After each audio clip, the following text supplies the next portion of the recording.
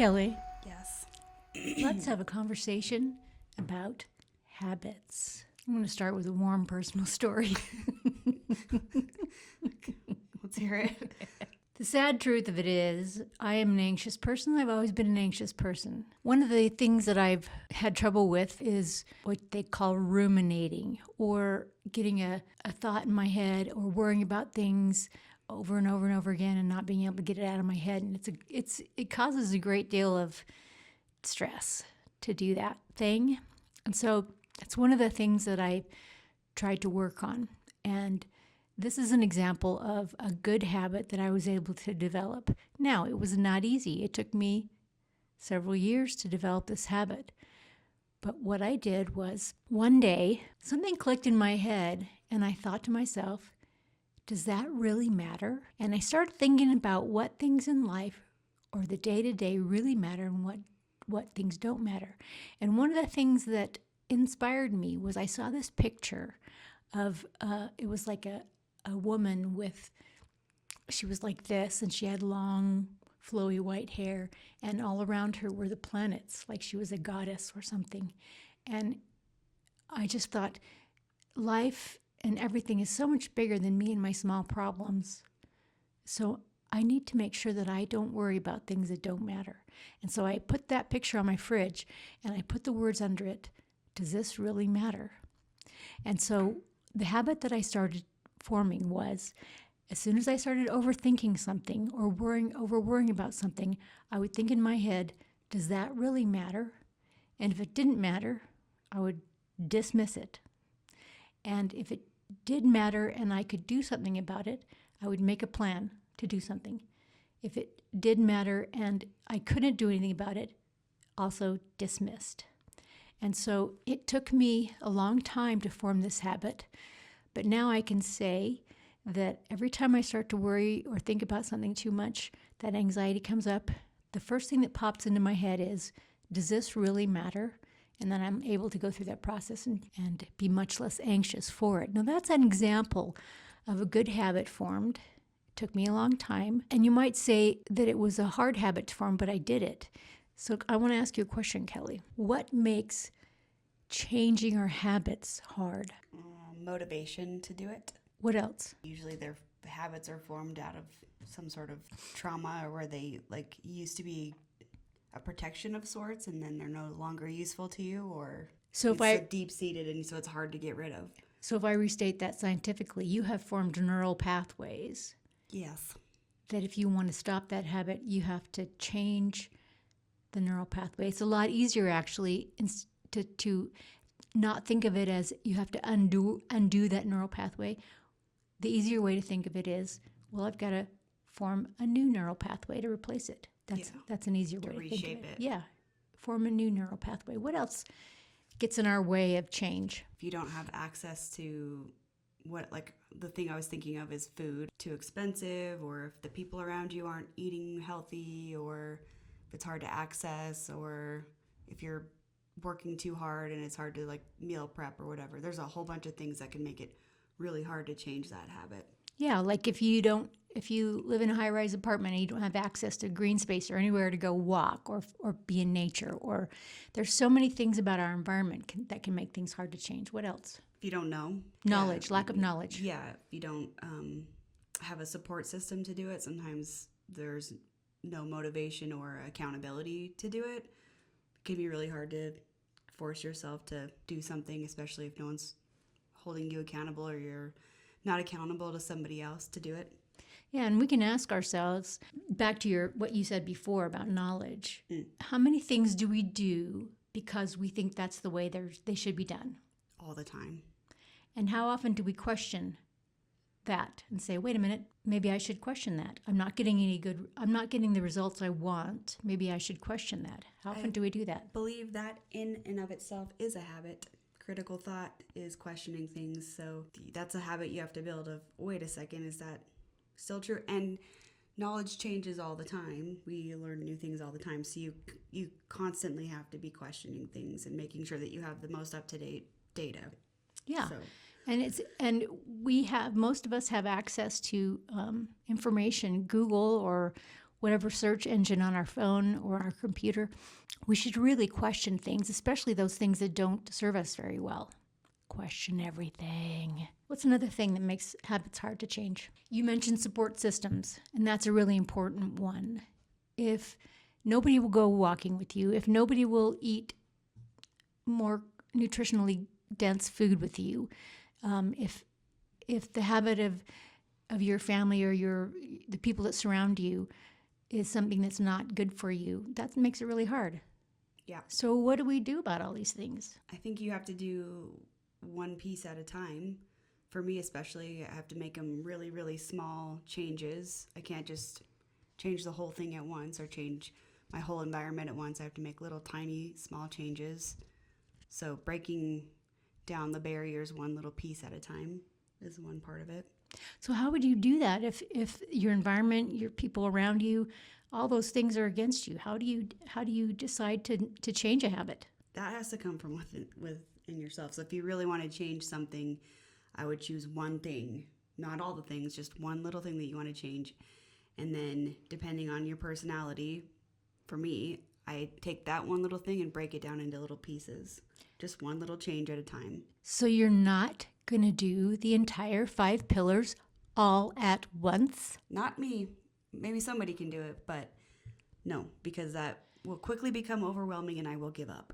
Okay, so I think that often the trigger for us wanting to change a habit is making us uncomfortable, or we don't like it about ourselves. Something that's really bothering us. Like, for example, right now, I'll give you an example and then you give me an example.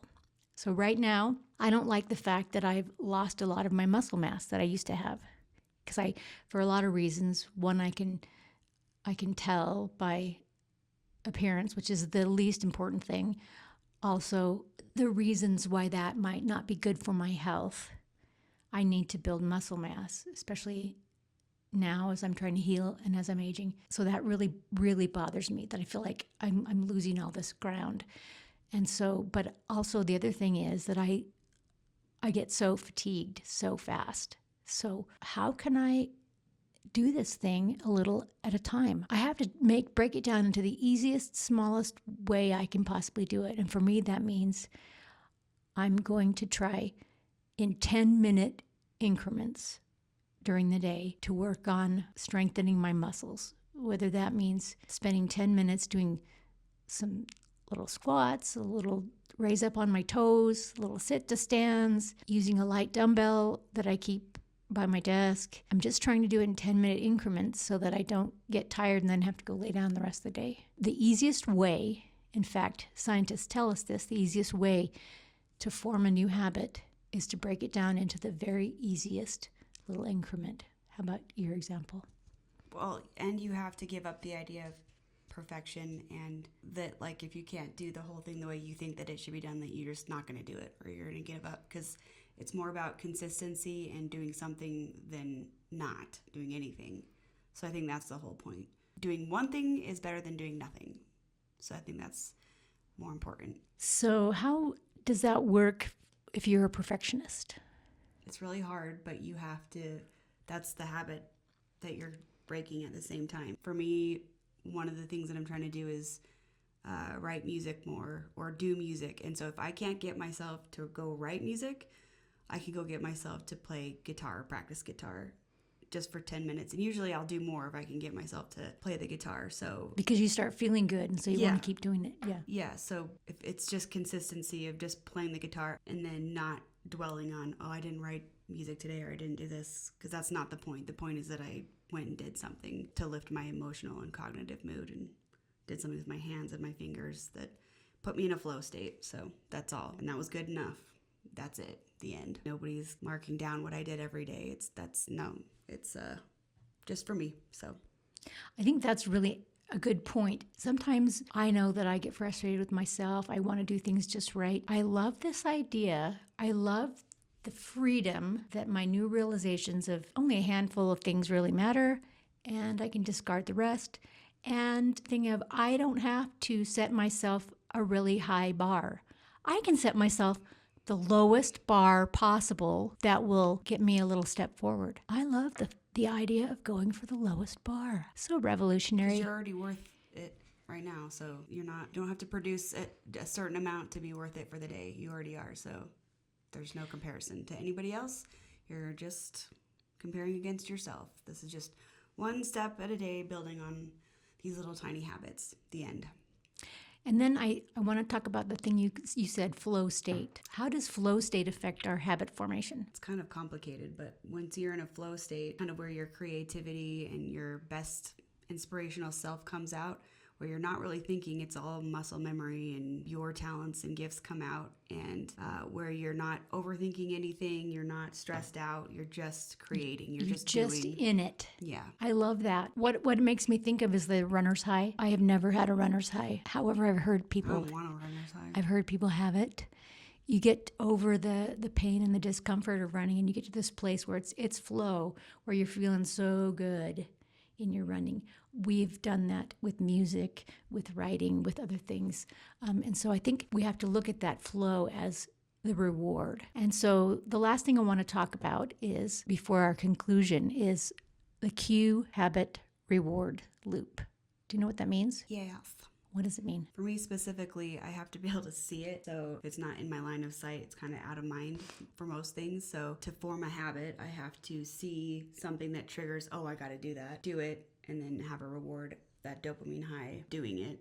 And then I have to see it again, do it. So it has to be that repetitive thing and then I consistently do it over, the course of 30 days to make it a habit. Give me an example of something that works like that for you. I have a balance board. I have it in my living room, and so it's like right in front of the TV. So anytime I sit down to watch TV, I'll get on it and I'll use it, and it's fun too. So I have a visual cue that I'll see it, and I know, okay, during a commercial or even not during a commercial, I'll get up and I'll do it for 5 to 15 minutes, and then it's fun. So I kind of get that dopamine high and the dopamine high of completing this task for the day, that I did my balance and core workout and practice. So I have that visual cue that I saw it, the satisfaction from actually doing it, and it was fun. And so you kind of have that reward cue loop, doing it every single day until it's a habit. One time I saw that balance board in the living room, and She's not allowed to do it yet. and then I just tripped over it. I didn't even try it. So No, not yet. that's an excellent example. Here's another one. We've talked a lot about Got your keeping. Depends Well, in your room. I don't have any Depends. Just kidding. Depends. Not are yet. not- And It's Depends no are shame of Depends are fine. I was just kidding. Depends are fine. I had to wear Depends in the hospital. So what are you even saying? It was a joke. Are you trying to shame people? Yeah, We don't do that. we don't do that. We don't do that. It was a joke. Okay, so we've talked about getting enough to drink. I keep a drink bottle. This is just one variety that I have, and I keep it right by me. So here's the cue. I see it. It's right by me all day long, by my desk, by where I'm working. I see it. Drink that liquid. I drink it. That's the habit. And the reward, I have to pee a lot. Bad habits don't make you pee. They do, actually. No, this is a good habit. This is a good habit that makes me have to go to the toilet a lot. When I have to do that, I'm like, yeah. Have you ever done cocaine? Yeah, liquid. Nope. Yes, getting that liquid in, getting that hydration. Okay, so in conclusion, habits. We're focusing on forming new habits here and replacing maybe bad habits with good habits. So don't worry too much about having to dig out those bad neural pathways. Think about forming new neural pathways to replace those habits. Just swap out something real easy. And the key is make it small. A small little thing that you can accomplish. Small thing. Yep. You don't have to be perfect. No perfect. Just consistency. No perfect. Be consistent. Keep trying that one little thing. Add to it. And before you know it, time will pass by and you'll be like, wow, I have this really great habit. You can do it. We have lots of ideas for different habits at agelessconversations.com. Yeah. Learn more about habits and motivation. agelessconversations.com.